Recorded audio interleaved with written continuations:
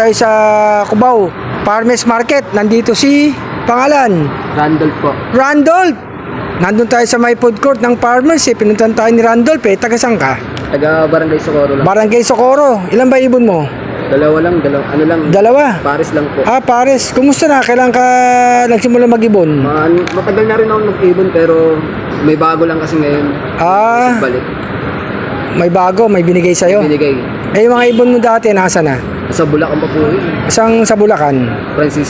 Francisco, salamat. Nagpunta ka rito sa may nakikita yung mga post ko Talagang nakasubaybay ka sa akin. Solid, salamat Salamat. Nagpunta ka rito, nakaano ka lang? Nakabike. Nakabike ka lang.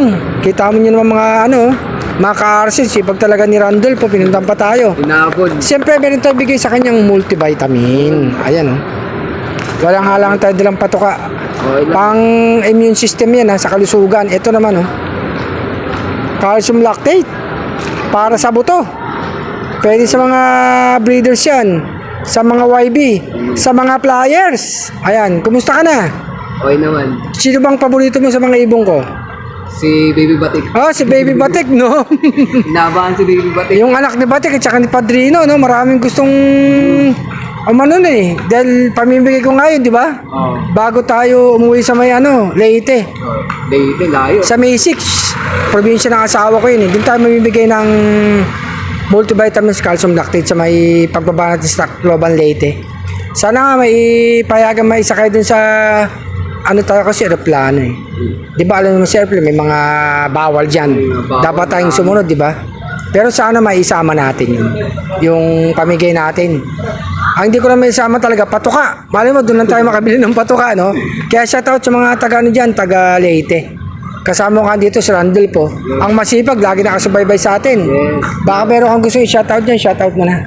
Wala naman siguro siya, ko lang yung subscribe lang kay RC. Salamat. Meron ka na ba asawa o single pa? Meron. Meron na. Di batiin mo yung asawa. Yun, shoutout sa asawa ko kay Michelle. Love you. Sana yung ibon nung dalawa Support yun sa akin sa pag-iibon. Sana yung ibon nung dalawa dumami, no? Yes. At siyempre, muli ko nagsimula mag-ibon. Sana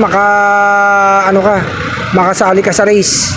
Yung ba ang gusto mong pangarap makasali sa race, no? Yun, mga ibon mo, no? Kaya yan, bigyan kita ng multivitamins at saka calcium lactate.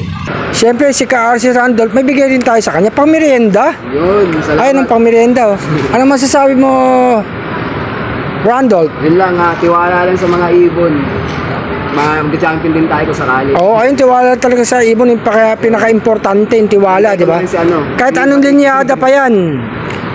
Di ba, kung kondisyon ng ibon, siyempre mabubuting pag-aalaga. Wag lang yun talaga, maraming pagsubok ibon di ba? Magaling nga, pero nalambat naman, yung mga lambatero dyan. Nalambat. Di ba, yung nalambat.